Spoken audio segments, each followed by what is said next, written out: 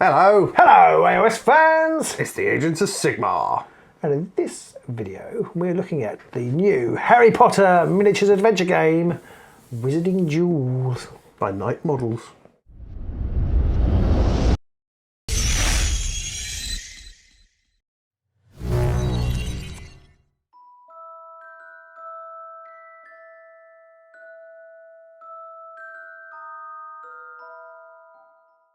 Lots of boxes.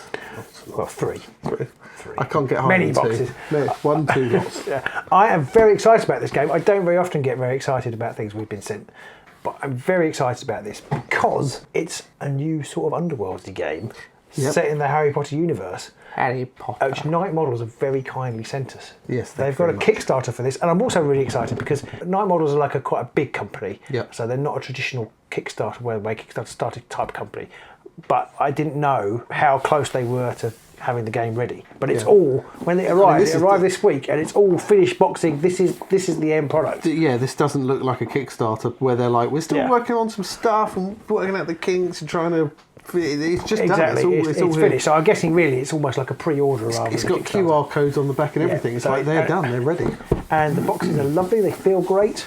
It's got lots of Harry Potter stuff all over it. So if you are a Potter fan, you're probably going to love this. For people who don't know, it's a board game, not like a miniatures skirmish tabletop game. It's all on boards, so you don't have to worry about scenery or any of that. You haven't got to get to that level of nerdiness. No. It's all board game based. The reason I think Night Model sent us this is because it is very like Warhammer Underworlds, and I said, we make lots of Warhammer Underworlds content. I think we'd love to look at this. And they have very kindly sent us this. And it is, we're going to look in the boxes now, but I can tell you that it is very like Warhammer Underworld. Yes. So we'll put those to one side for the moment. Well, Pete's already done that. And let's crack on and have a look inside the box. Now, I have already been having a thurtle and a fiddle because I wanted to read the rules and stuff as soon as possible.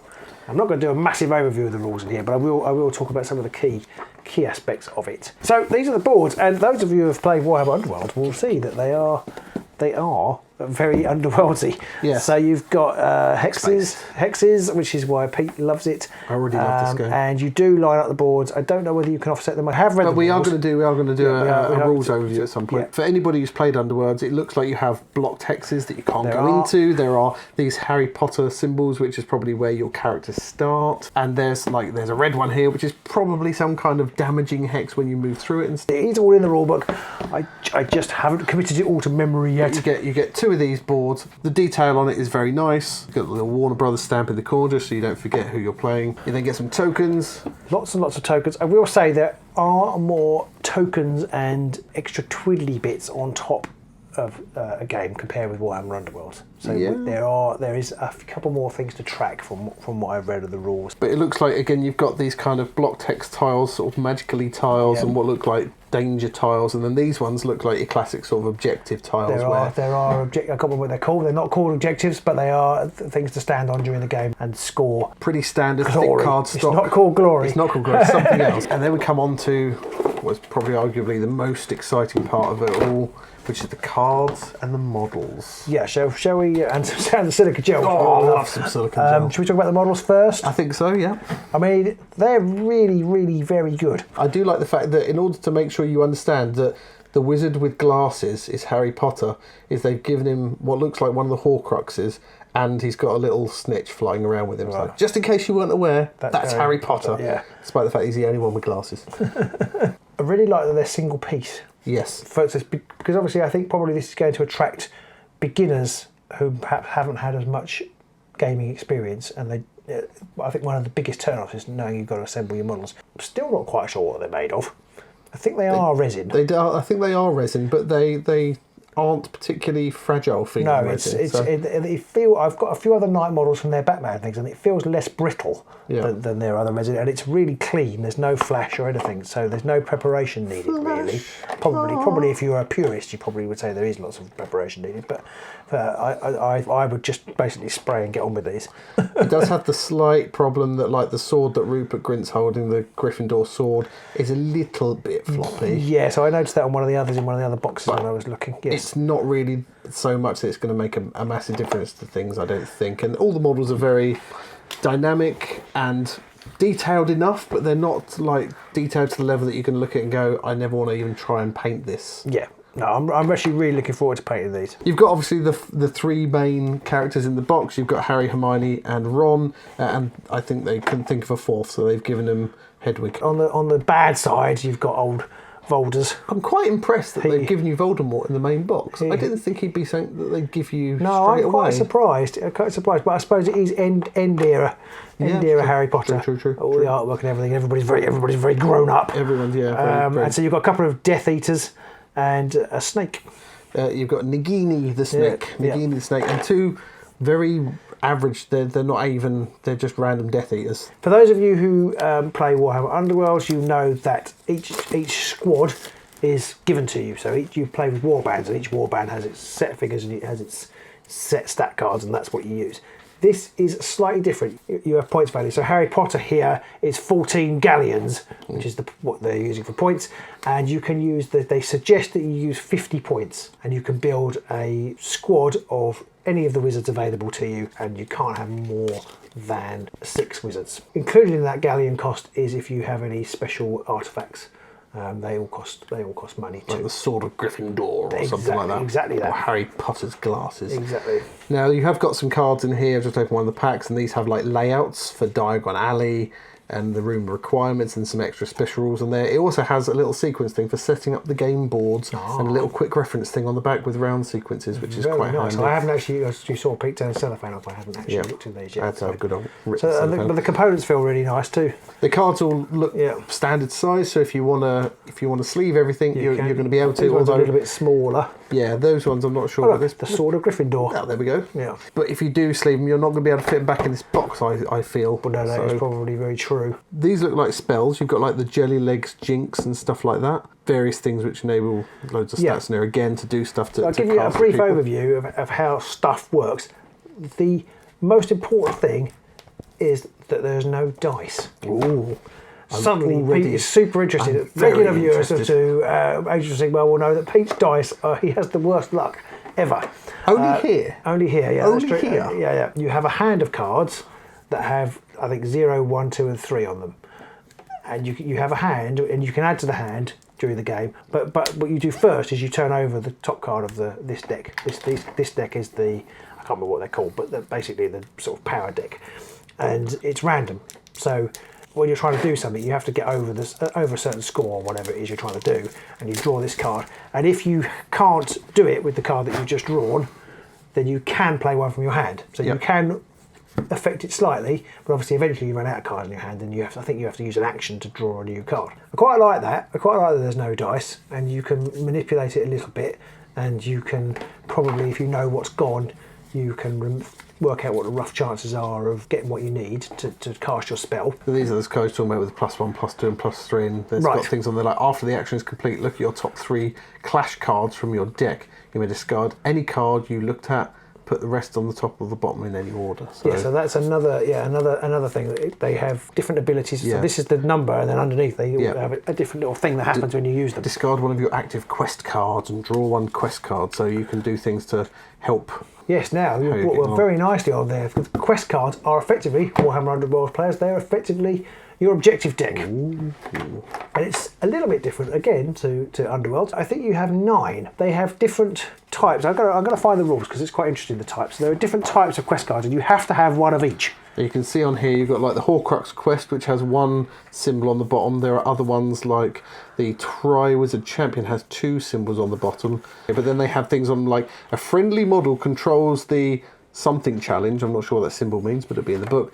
Or your leader controls a challenge. So obviously you can I think these hexes, the objectives, are called challenges, I think. Okay. So you basically would get this for your leader being on an objective, which is easy to do. Yes. But then you've got other things which I'm guessing you get more points for, but they're hard to do. Like your models control at least 3 challenges, and that gets you 2. Effectively 2.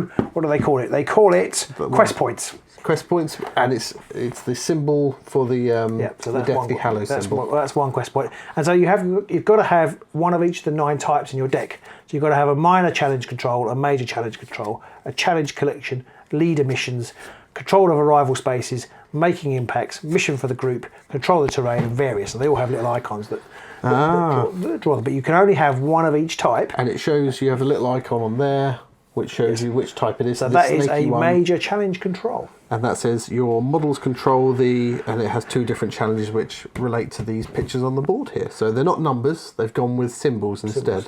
So there's like the book and the sword. The other interesting thing is that you play the game over 3 rounds, I think, and you have 3 face-up objective cards, and they're what you play to. So your opponent can see kind of what you're going for, and you can see what they're going for. There are ways of you can discard cards and then get them back in your deck. That is possible, but once they're scored, they're taken out. So you can't keep scoring the same one. Once you scored it, it goes. So it's very similar to Warhammer Underworlds in that respect. And the person who's got the most quest points at the end of the game is the winner. So you can have artifacts that you can attach to your wizards. So Harry Potter can have up to 3 items, and I think that's one of the most that you can have. Hermione can only have 2. Ron can have 2, and they cost galleons, and they do different things, and they give you certain extra abilities depending on what ones you've chosen. Spells, though, are done slightly differently, which is quite interesting. You can choose. I think you can choose from any of the spells as long as there's basically 2 affiliations in your game: the good guys and the bad guys. And there are 1 or 2 characters who, like in the books, straddle between both parks. So let's assume they're all good. Yeah. You basically can only choose the light side spells. Yeah. And you have a spell book. You can have a number of spells up to I think the number of mastery that you have. So they each have mastery. Harry Potter's got 3. So you're probably going to have 6 or 7 spells across your wizard band. Yeah. And they're basically, you pick those at the beginning of the game and they go in your spell book. And then when somebody casts one, you give it to them and they try and cast it. It has a time then when it's out of the game. It basically has a countdown on it. You can't cast it. So everybody can't cast... for example, Abracadabra! Exactly. Not everybody can cast that. I think that one may disappear when anybody casts it, so perhaps not the best example. But even an ordinary spell, you basically, once it's called down, it goes back in your spell book, and then somebody else or the same character can cast it. There is a standard spell that everybody can cast. Expelliarmus! It's basically a standard combat spell that anybody can cast at any time. That one that they started doing in later films where they couldn't be bothered to keep shouting spell names, they just went... Yeah, basically, And that was it. Yeah. And I think that's the bulk of the rules. There are a few little twiddly bits to add on. You can power up spells depending on what your cunning level is, I think. And some spells you just cast on yourself, and they're a bit more easy to do. And then some when you're casting against other people, it's an opposed. I'd say an opposed roll, but it's not an opposed roll. You're both playing cards, and you can manipulate what's going on a little bit.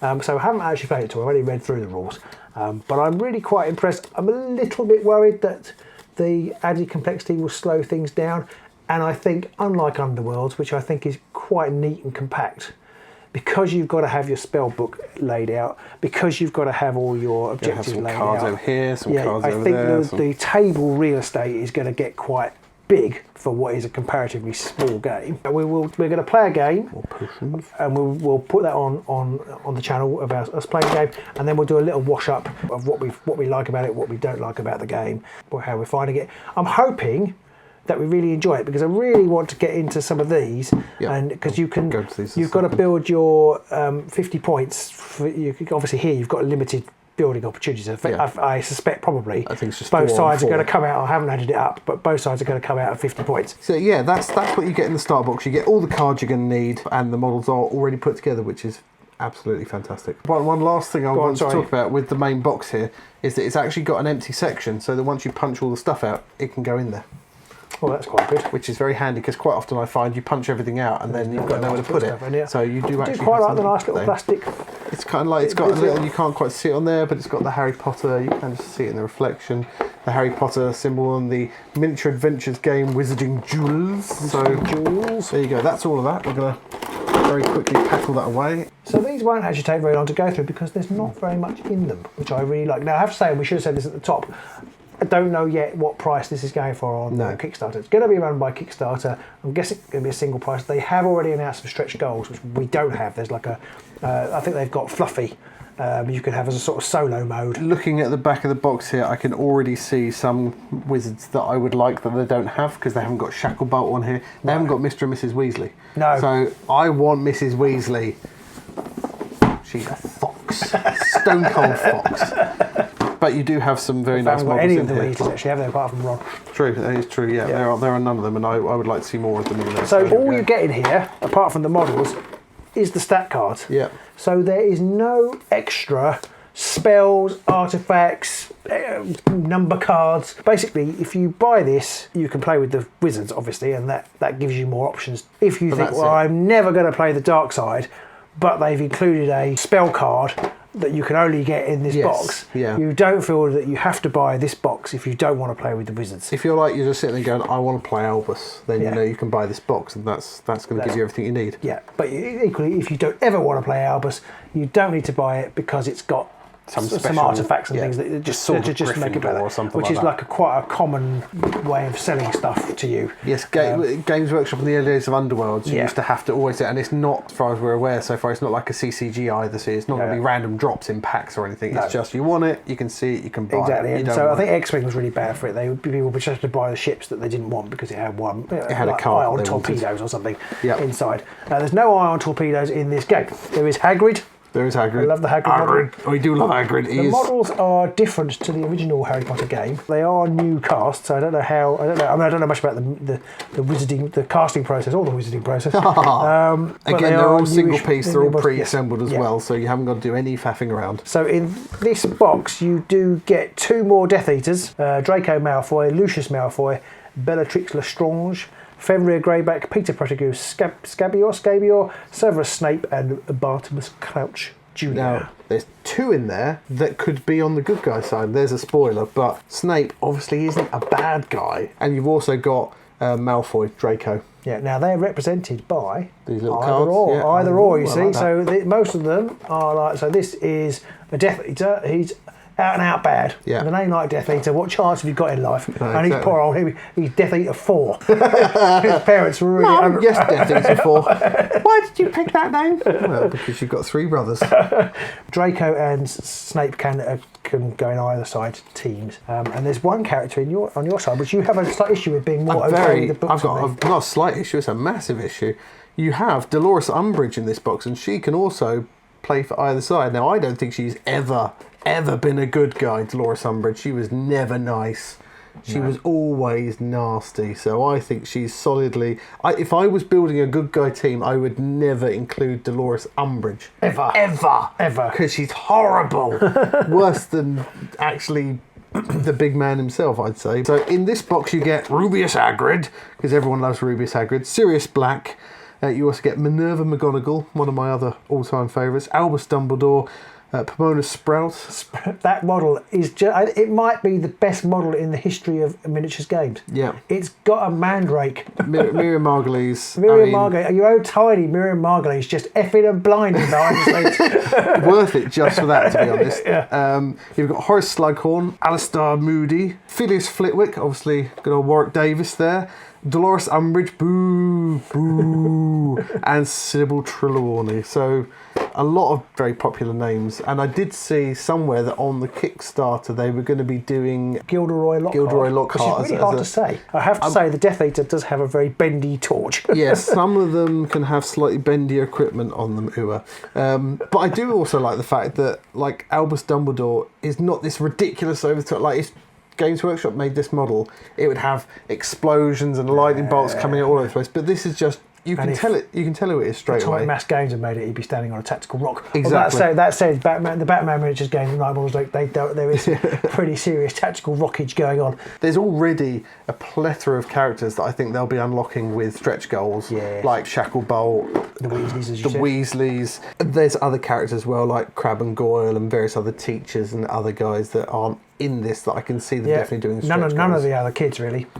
No, and I can see that being a whole other good guy box like the Dumbledore's Army, which features in some of the later books. Definitely see them bringing that in as well, which would be very cool. The appeal here to be able to play with Albus Dumbledore and Pomona Sprout and Sirius Black. I mean, those are some seriously cool characters. From whether you love the books or the films or both, they're cool characters. Yeah, and for the hobbyist who likes Harry Potter, the opportunity to paint all these and basically get one box with all the bad guys, all the good guys, or 2 boxes with everybody you could possibly imagine, almost, apart from Mrs. Weasley for Pete. I think it's great. So I'm hoping we could take this on, enjoy it, play it, and then hopefully get some further boxes as we go along. I should console myself with Maggie Smith. You and me, Maggie Smith. I love Maggie Smith. Another thing, talking about the fans of the films or the fans of the books and the fans and the hobbyists who like the models, is that there's a big crossover here that your average tabletop gamer hobbyist is going to enjoy the game, but it's also a bit of a gateway there for trying to get significant others, your husband or your wife or your kids or people like that. They might also get sucked in, because my kids love Harry Potter. Yeah, I reckon I could get my oldest to play with my youngest. Exactly. Yeah. And they might want to paint the models too, but they can't because they're mine. Hopefully, once the Kickstarter comes out, there'll be even more things to buy and more models. But even with just these 3 boxes, you've got tons and tons of options for a long, the long options. time. I don't know how many artifacts there are to combine with how many wizards, but the combinations must be manyfold. Yep. It's going to be out at the beginning of March. I don't have an exact date or a remotely exact price. In fact, I have no price whatsoever, so I don't know how it is. But beginning of March, look out for it. Look out for more content from us on the game, and we'll see you soon. Yeah, maybe in the Underworld, or maybe at Hogwarts, maybe down Diagon Alley. Oh, yeah. So see you soon. Bye.